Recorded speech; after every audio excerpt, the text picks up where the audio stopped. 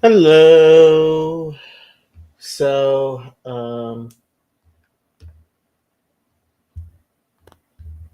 wondering if anybody's going to actually watch this.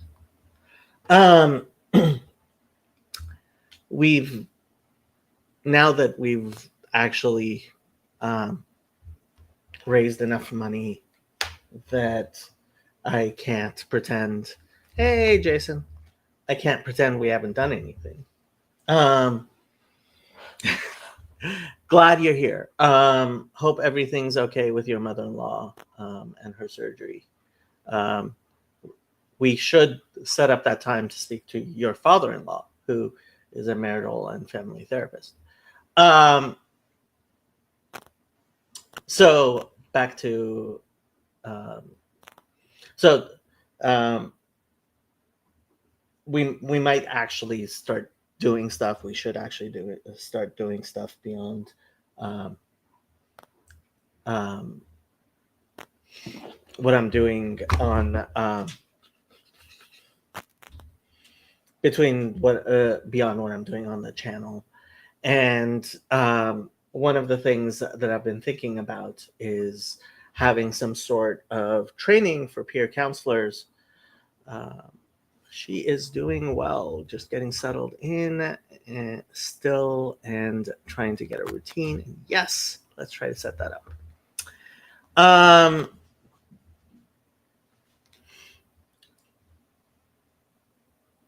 I think we need part of the craziness that has been going on is that there's too much pop psychology. There's too much people who um, are seeing psychology and mental health and psychotherapy working in the ways that it does, and trying to bring it home in ways that it doesn't work. Um, and I think that if we had a healthy understanding of how you can um, bring the lessons of psychology and psychotherapy into the broader world um, without the dangers, that would help a lot in general. And one of the ways I've been trying to describe this is by analogy to physical medicine, right? Um, Normal medicine.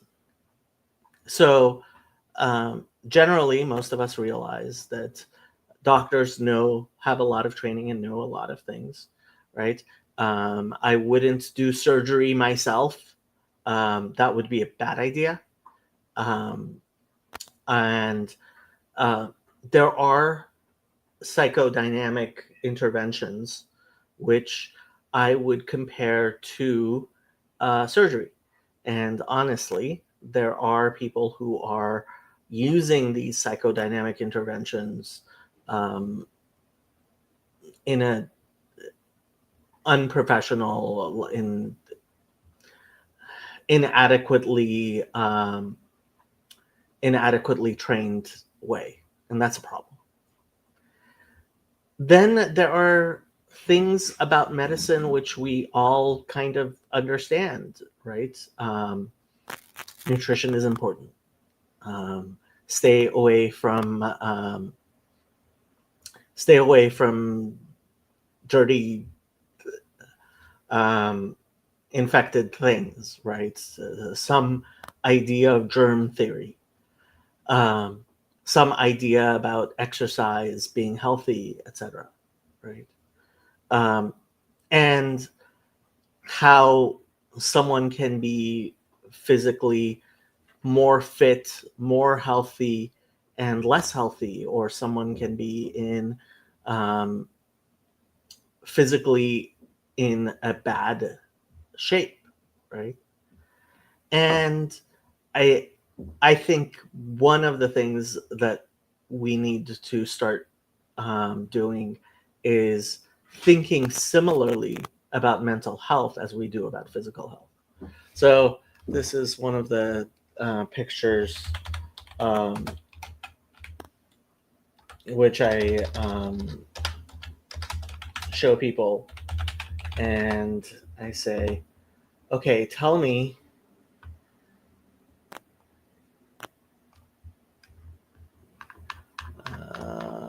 let me pull this up.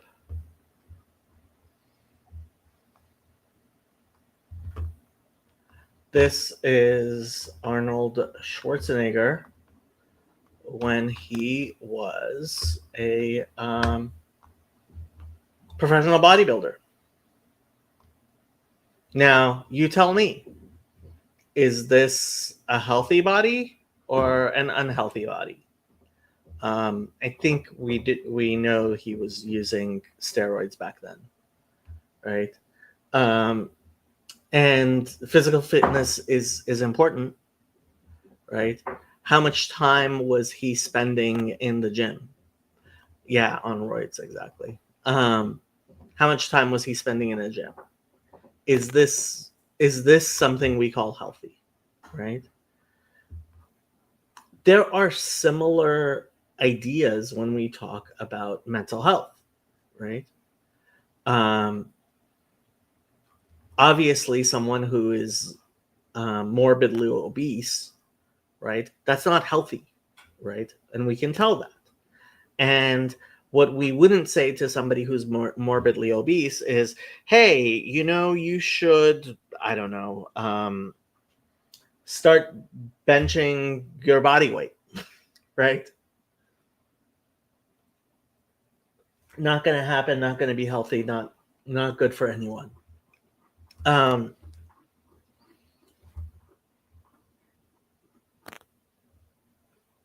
Now, my hope for peer counseling is to have an amount of training that's sufficient for people who have the capacity for it, to be able to deal with kind of like on the CPR level, right? Just as you basically know how to put a Band-Aid or be like, hey, we need to call 911. I think there's a level that that is similar when it comes to mental health. So Australia, for a long time, had really good websites, and to it still doesn't. It's not as good as it used to be, but on mental health and public education on mental health, to some degree, there's a little bit of there's been a little bit of wokeifying, which I mean you can see, but unfortunately, when it comes to psychology, the entire field, there's been problems. I can't deny that. But this website is really, I mean, it's pretty good for just knowing. I've so several times when I've had somebody who's dealing with psychosis, and I haven't been able to speak with them. I've sent other people to this website. I'm like, hey, read through this and just be there for this person, right? And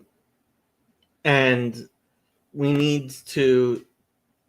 So there are various mental states that a person can have. A person can be perfectly fine, right? But in the vast majority of times, we're not perfectly serene and calm and fine and copacetic, right? Sometimes we're just irritated, or we're whatever, we're a little down, or we're not feeling our best, or we're excited or agitated, or any other number of different emotions that you can have, right? And there's a normal range of emotions that we are used to dealing with, and we as human beings basically should always be um, ready to deal with, because that's normal life, right? And then there are situations which are more extraordinary, I would say, right? Um, Someone is in crisis, and I'm sure you've all had friends, hopefully, you've had friends who were having a difficult time, needed somebody to talk to, um, and they called you, or they came over. And emotional distress is a normal thing that we have to deal with. And then there are times when you're dealing with someone with a serious mental illness, right? Someone is experiencing psychosis. Not everybody knows what that looks like. Um, or someone is having a panic attack. And oftentimes, a panic attack. So apparently, the people get diagnosed with panic attack disorder most commonly in an emergency room, because panic attacks basically have um, the same types of symptoms as a heart attack, right? And people end up going to emergency rooms. Um, but it's necessary to have a sort of intermediary where people, I think, can recognize, okay, this isn't something that requires um, necessarily a professional, right? Um, Obviously, a professional can help if people have access to that. But in a community, right, um, you don't need a doctor to tell people to exercise, right? And if you have a community and you don't need uh, necessarily some PhD to tell you nutrition, right? Um, and that is part of what we're hoping to do here with Fountain of Comfort, is to be a public resource for mental health, in the same way that a fountain is a public resource for an entire community, right? Um, People who need it can come and draw water from it, and it kind of keeps the entire community from getting dehydrated, you know? Um, and so I have been thinking about like having some sort of formal certification process, if people want a formal certification process, or simply having discussions and having presentations about about what what different types of mental health crises can look like, and how to deal with it. Dawn says, I was convinced there was something wrong with my heart until the neurologist explained that it was just episodes of anxiety disorder. I skipped over the dramatic ER visit. Um, yeah, that happens a lot. I have to say, I have also seen the opposite of that. A good friend of mine, um, for a long time, it seemed that he was having panic attacks when he was So he used to live in Los Angeles, and he had class 1 or 2 days a week in Santa Barbara. And so he would drive from Los Angeles to Santa Barbara for class and then drive back. And he started having panic attacks on his drive. And he became convinced that it must be some sort of anxiety that he has about driving through, long stretches um, of kind of rural um, land where he's, not near anyone. Um, and so that became like, he became convinced that it was a panic attack. And he would avoid situations where he was out alone, right, in the middle of nowhere. Fast forward a few years later, we find out he actually has a very rare heart condition that was not diagnosed. And what was going on was that when he was driving for a long period of time, sitting in the same position, um, his heart condition was causing him to have palpitations and not enough circulation, et cetera, et cetera. And so it was physiological, right? And there's a lot of people who's, um, it could be physiological, it could be mental, and it can, and frankly often is, some sort of combination of both, right? um, our minds aren't um, completely separate from our bodies. um, yeah. And just being aware of this stuff, right?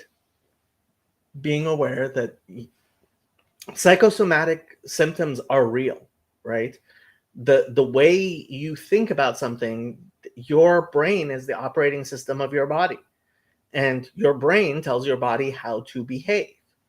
So it's not in any way strange that your brain could tell your body to behave in different ways, um, based on how you're feeling, right?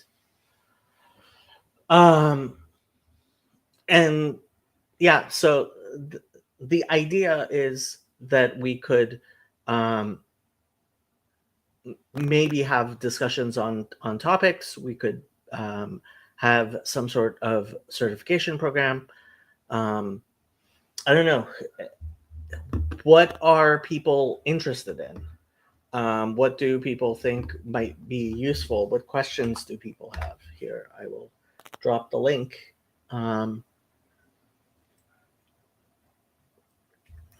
um,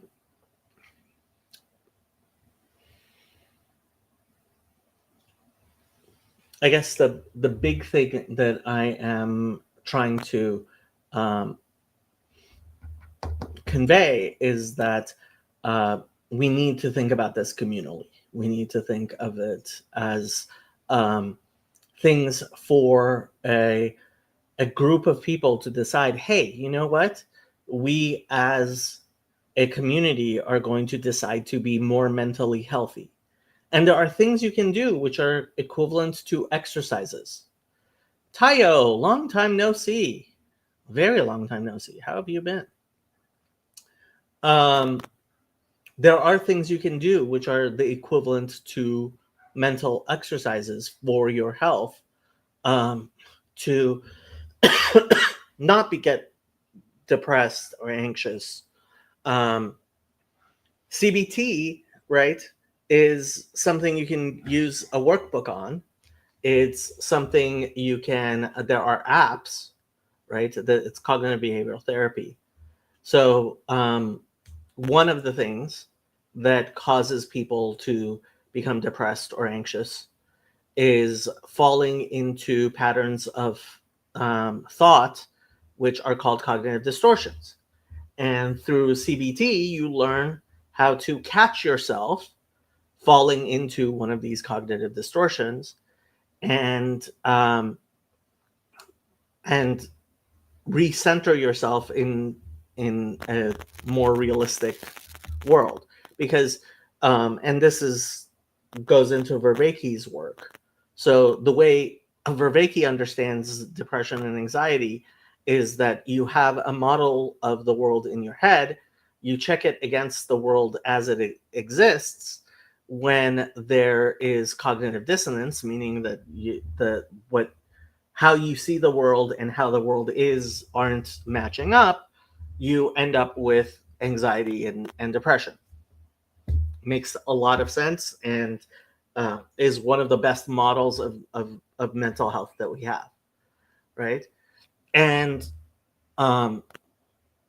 one of the ways you can keep yourself grounded in reality, keep your mental model healthy, is by talking to other people, right? Um, and I considered having a some sort of support group offline, just a bunch of us talking and supporting each other. Um, there wasn't a lot of interest. There were only a couple of people who said that they were interested in it. Um, but yeah, that's another way. But again, going back to, the hope is that we're going to have a community of people who are trying to have um, better mental health as a group, right? And to support each other in our mental health, and to um, better understand how to help each other when somebody is having some sort of emergency. Um, and part of that is also being aware of, look, some people are bipolar, or they may have some sort of personality disorder, or they may have a tendency towards schizophrenia or something else, right? And being, as a community, able to uh, both recognize that, and to have a place for such a person in our community along with us, right? So I have a long history of depression. Um, and while many people are shocked to hear this, social anxiety, right? Um, yes, I have social anxiety. Surprise, surprise. Um, and part of it is, I mean, the the funny thing is, the support groups tend to be for substance abuse, and they've worked well for that. One of the reasons for that is that people, so it takes a certain personality type. I mean, obviously, not everyone, but a majority of people who end up with a substance abuse disorder, right? Who actually end up alcoholics, or addicted to other substances. There's a certain type of personality that goes along with that. And those people, um, well, yeah. So this was part of my thing with Estuary. Neil says, I hear estuary might allow friendships to develop. We'll test this hypothesis. Um, I was definitely hoping that estuary would provide that sort um, of community. Um, I have been doing the estuary thing for many years now. How long has it been? A good 4 or 5 years now. Um, and unfortunately, I I don't see estuary doing um, doing the types of things. I mean, this was part of me trying to create So let's go back to what I consider to be kind of the start of this, which was when we had the conference in Los Angeles. Well, in Chino. Chino is an outskirt of Los Angeles. How long ago was that? I didn't have Shadow then. I had just gotten Shadow then, so it wasn't that long ago. 2, 3. Tayo, when did you come visit? Here we go. Here. When was this? June 7th, 2023. So 2 years ago.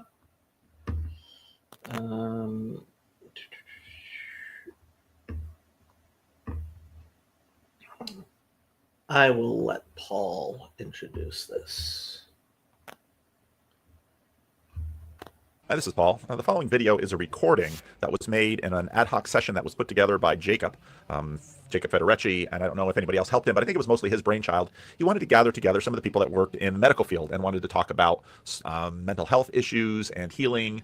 Glenn, you'll see in this picture here, you've got Glenn Lowry, who works in the medical field. You've got Dr. Vortman. Now, Dr. Vortman is a member of the Cross Point Church. He's Dr. Vortman actually passed early. Just a few months ago? Is it just a few months ago that Dr. Gary passed away? Huh. He was a psychiatrist for many years, some 70 years. And he was an amazing person. I had profound respect for him. And yeah, he was part of the Chino estuary for as long as he could be. Towards the end, his hearing was nowhere where it used to be, and frankly, he just wasn't up to it. But yeah. Over 90. He was a psychiatrist. He worked quite a bit in the field. He's still very sharp and very active in the church, and he's a good friend of John Van Donk, and he's actually one of the reasons that the conference, it was one of the backers of the conference, actually, to put this conference together. And he's been a backer of a whole lot of things that's around mental health. Sevilla King is sitting next to him, and John Van Donk. And this was put together as I've released the conference on my channel. I've tried to keep it in order. This happened simultaneously with the conversation about the family that I just posted today. Today is Tuesday. And so I wasn't able to be in this room. Neither was Jonathan, neither was John, and neither was Catherine. But somebody, fortunately, because this was such an ad hoc event, we didn't have anything set up for the event, but someone wisely made a recording of it on their cell phone. So the quality of the sound is not that great. Now, when I listened to this myself, I listened to it on the airplane flying back from Chino back to Sacramento. And with headphones, it sounded fine. I could hear everything. And I thought the conversation was just absolutely tremendous. And so I very much wanted to include this in the record of the conference, even though Jonathan and John and myself weren't able to be involved in it. And even though the sound quality really isn't, say, up to the level of the rest of the sound quality of the conference, but I thought to leave it out would be to miss something. So that's what this video is. And again, we had no video footage of it, so I'm just using this still, and I'm just using the audio recording, and I hope you benefit from it because I thought it was a really lovely conversation. The sound does get a little bit better later on. I highly recommend it. There's the link right there in the chat. And it's on Paul's channel, where he called it Mental Health in the Quest for a Spiritual Home. Initially I was thinking of Fountain of Comfort being as some sort of adjunct, as a part of broader estuary. But honestly, I mean, what it seems to me is that estuary just too much fails to take care of people who fall to the wayside.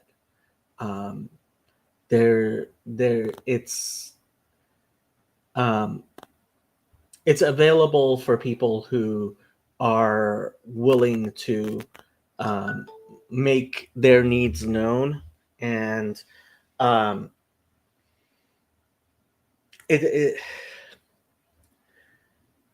it's not taking care of the people who need to be taken care of.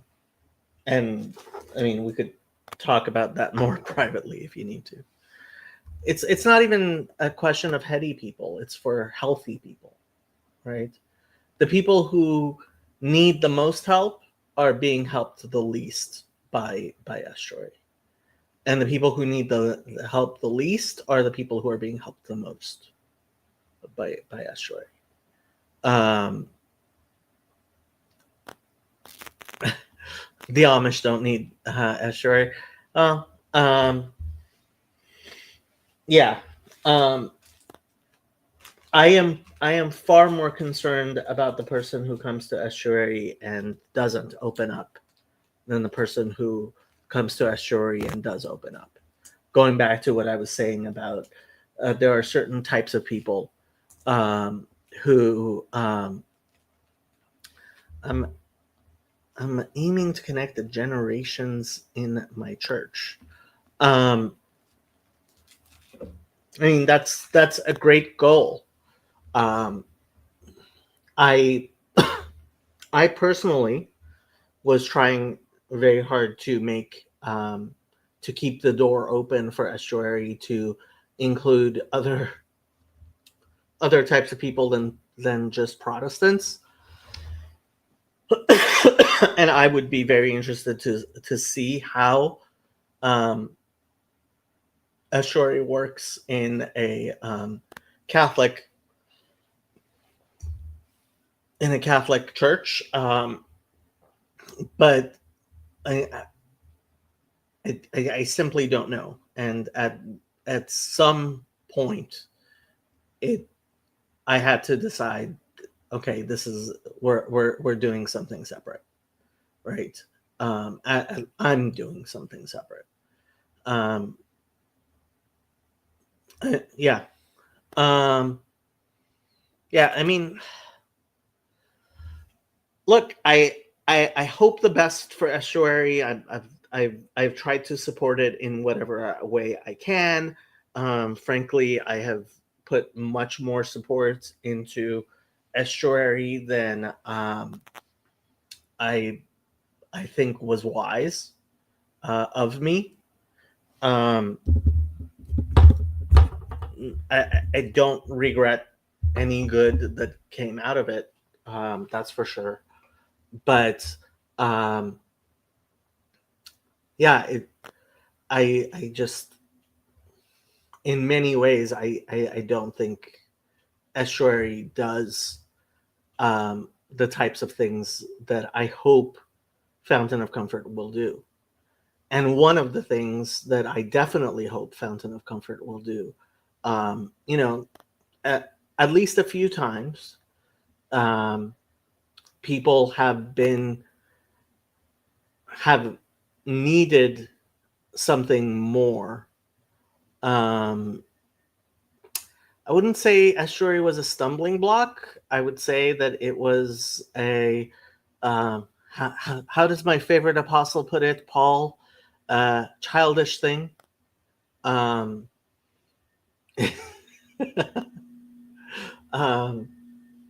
yeah.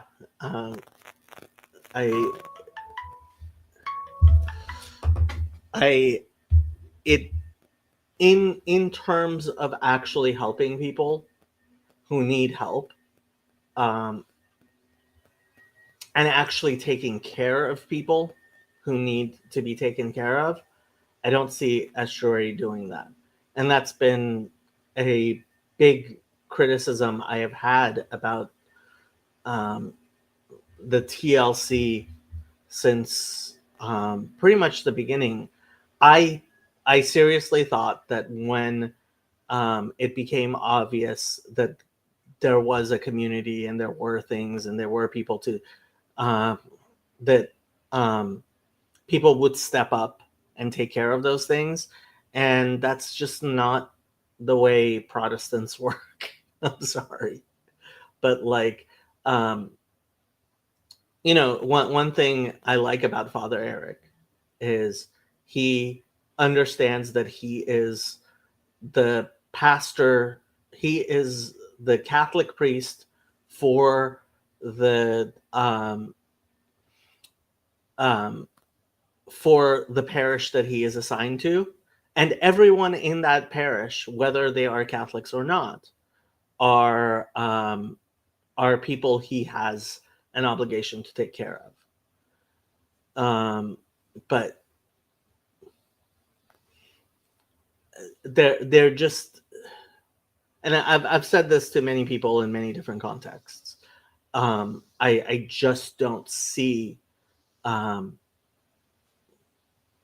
the people in this community actually, every time someone leaves my Discord, to the degree that I know them, I will contact them, find out why they're leaving, what's going on. I've tried as best as I can to put people in contact with each other, to take care of each other, to be part of a see, this is so untrue. It can very much get personal online. That is so untrue. You like there are so many of us who have made serious friendships online. Yeah. There are layers of care. Estuary is for doing okay but not great. You need a baseline level of stability, I think. It doesn't mean that people don't need care and community. Yeah, I mean, everybody needs care and community. And to some extent, most of the people who are in the nucleus of TLC, Estuary, whatever you want to call it, are people who are able to ask for it. And yeah, that seems inadequate. My impression from watching Estuary online is that it's a more or less friendly competition between people showing off the profundity of their abstract multisyllabic deep thoughts. For some people, it is. For a lot of people, I don't think that's what they are looking for, or that's what they want. We'd get better results if people can openly share their situation without trying to find excuses to become a burden. Yeah. Look, so I have appointed various people to be kind of community leaders on my Discord. I ask them to check up on people, especially in their community. I try to encourage people to take care of each other, to watch out for each other. Unfortunately, like I don't think a culture of caring for other people has become. So Garth once said this to me, and it's stuck with me ever since. He said he thinks a lot of the people here are people who have had a strong community, for some reason have lost it, and are now looking to recreate it. And they have hope because they have seen what's possible, right? And I think there's a reason why the Jews involved are all Orthodox Jews, not Reform or conservative Jews. It's because the Orthodox Jewish community actually has a real sense of community. And, when you're a part of an Orthodox Jewish congregation and you don't show up, people notice. I really think the biggest indication is of an actual community is if people notice who's not there. It's not just about who is there, but it's also about who's not there. And that's just not something that we're seeing. I think he's afraid of the big Zucker watching all our self-snitching. Not really. I think it's on facilitators to not let certain people dominate the conversation. Yeah, I mean, estuary being run well is incredibly important. Um, and and like John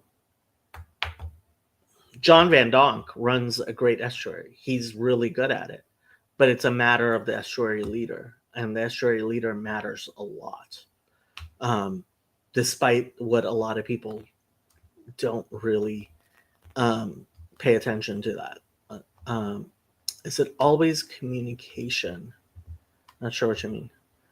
How many meals you eat together? Communion. I think that's definitely a part of it. It's one of the reasons I think estuary fails. Is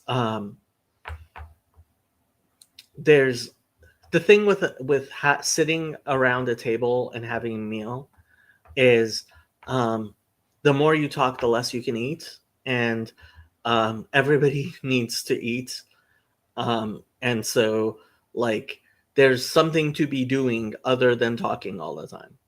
I actually think if you're going to have an estuary, the best thing to do is to actually have it be at a meal, but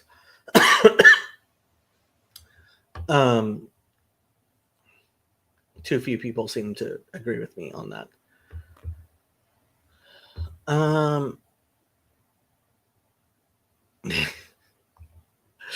Adam, you are not.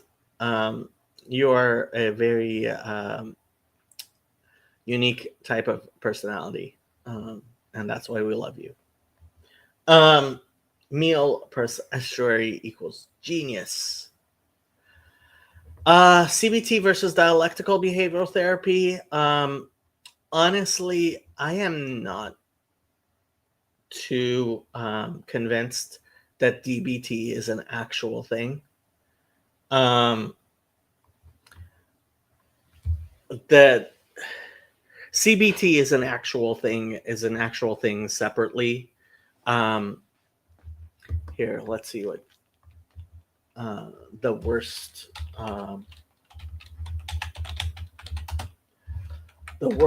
website in the world has to say about DBT. Actually, you know what? I am not going to go to the worst.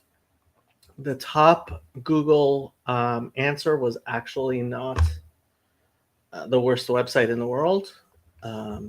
So we'll use Cleveland Clinic. DBT is a type of talk therapy for people who experience emotions very intensely. It's a common therapy for people with borderline personality disorder, but therapists provide it for other mental health conditions as well. What is dialectical behavioral therapy? Dialectical behavioral therapy is a type of psychotherapy. It's based on cognitive behavioral therapy, which is what makes me think that it's not really a separate thing, but it's especially adapted for people who experience emotions very intensely. CBT is talk therapy that helps people understand how thoughts affect emotions and behaviors. I mean, so CBT, there's the idea that emotions, thoughts, and behaviors are all linked, and if you change one, you will necessarily change the other. Dialectical means combining opposite ideas. DBT focuses on helping people accept the reality of their lives and their behaviors, as well as helping them learn to change their lives, including the unhelpful behaviors. I mean, yeah, I have not been convinced that DBT is its own particular thing. DBT skills training in groups. In these sessions, your therapist will teach you skills in a group setting. This isn't to be confused with group therapy, in which you discuss your problems with others. Yeah, it is. I mean, yeah, psychoeducation is a thing, but like trying to distinguish the methodologies in some senses, I feel like we don't talk enough about methodology, and in other senses, I think we talk too much about methodology. But think of it more like a teaching and learning session in a classroom setting. DBT skills aim to help enhance your capability in day-to-day life. The 4 skills your therapist will teach include mindfulness. This is the practice of being fully aware and focused in the present instead of worrying about past or future. Distress tolerance. This involves understanding and managing your emotion in difficult or stressful situations without responding with harmful behaviors. Interpersonal effectiveness. This means understanding how to ask for what you want and need and setting boundaries while maintaining respect for yourself and others. Emotion regulation. This means understanding, being more aware of, and having more control over your emotions. Sorry. Yeah. I am not convinced that DBT is a separate methodology other than CPT, but that's me.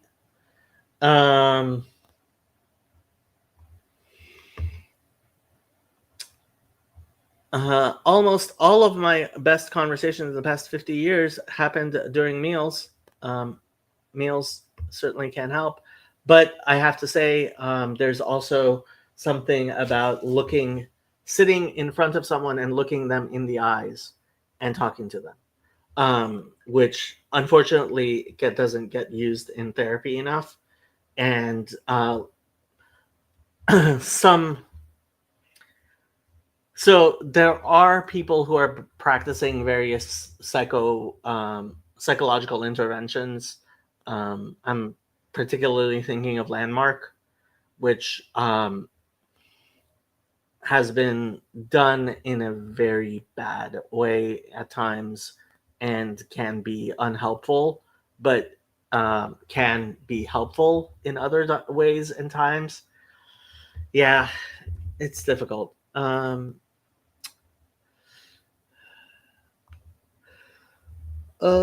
Thanksgiving is notorious for well-meaning people bringing atrocious food, and the conversation is still great, sometimes memorable. You're lucky, Dawn, because Thanksgiving is lately famous for a lot of people not wanting to talk and having problems talking with the people they're talking about. A symposium is a good conversation with a good meal. Okay. I thankfully reached a stage in my healing where we discuss my situation like I was a third person. Perhaps my psychiatrist is dealing with the fact I tend to disassociate. Yeah, that talking about yourself in the third person for most people is not is not something I would recommend. But your situation, like I said before, is unique. I'm guessing you're saying that for looking into DBT. Yeah. Again, not particularly convinced that DBT is its own thing. Okay. There are a bunch of you watching. Roderick Hare.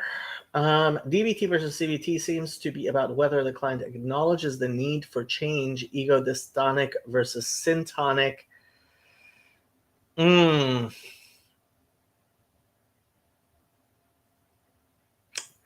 Yeah. Honestly, even CBT, it's people say CBT a lot, and I've found too often they're talking about too many different things. When it comes down to it, regardless of the methodologies you're using, when you're having a psychoanalytic session with someone, you're going to be using multiple methods all at once. Yeah.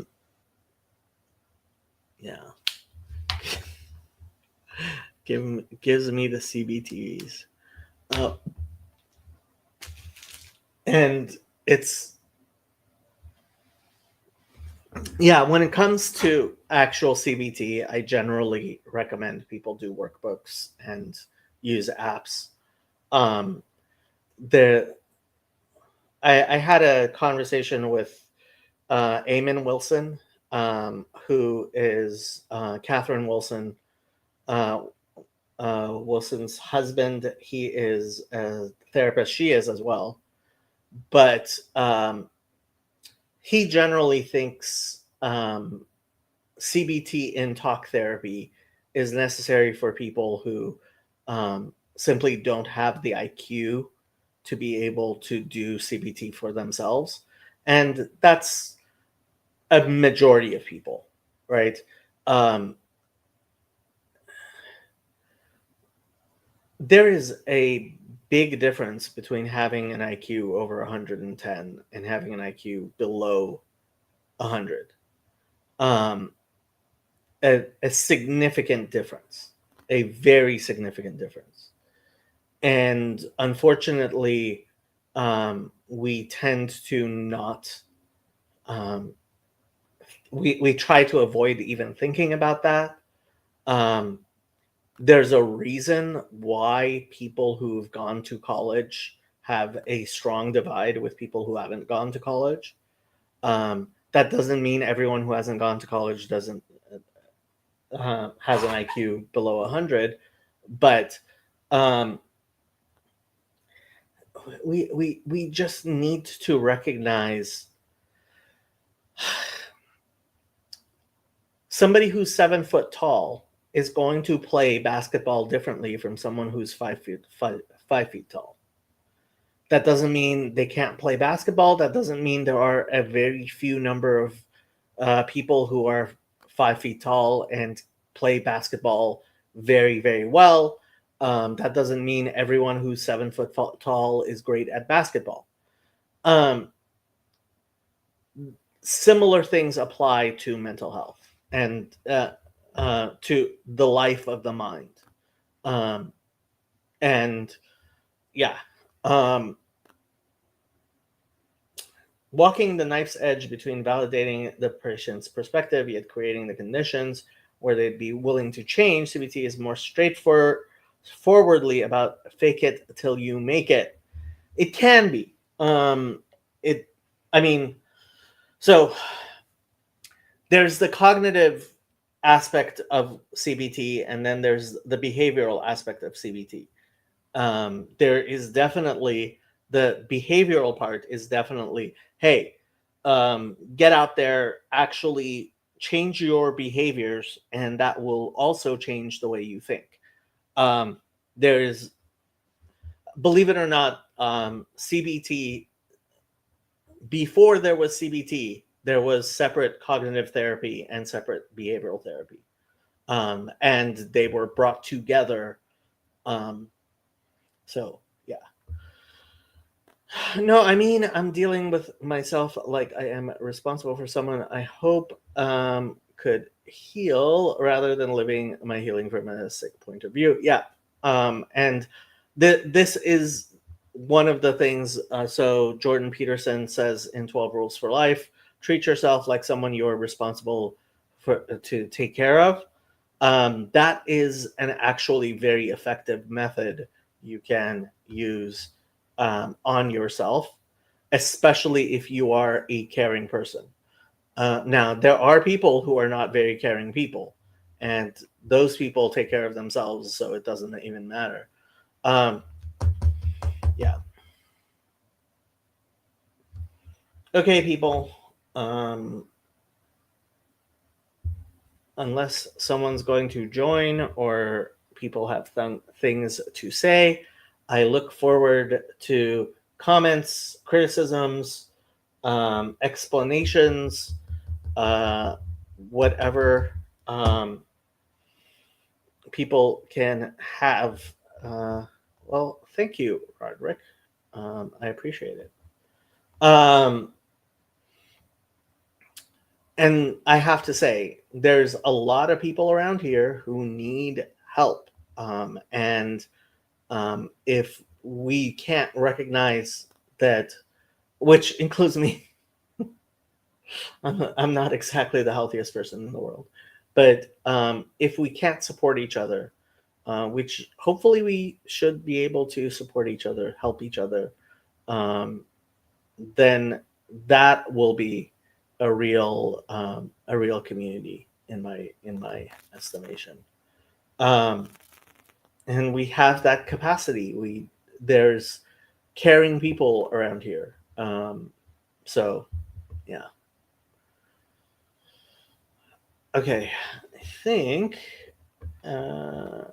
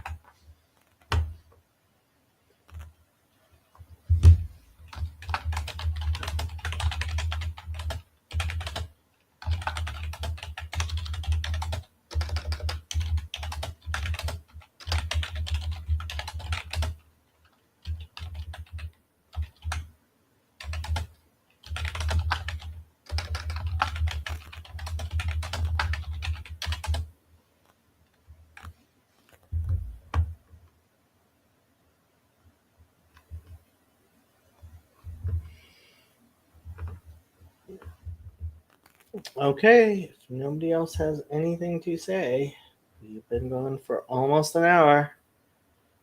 Bye, folks.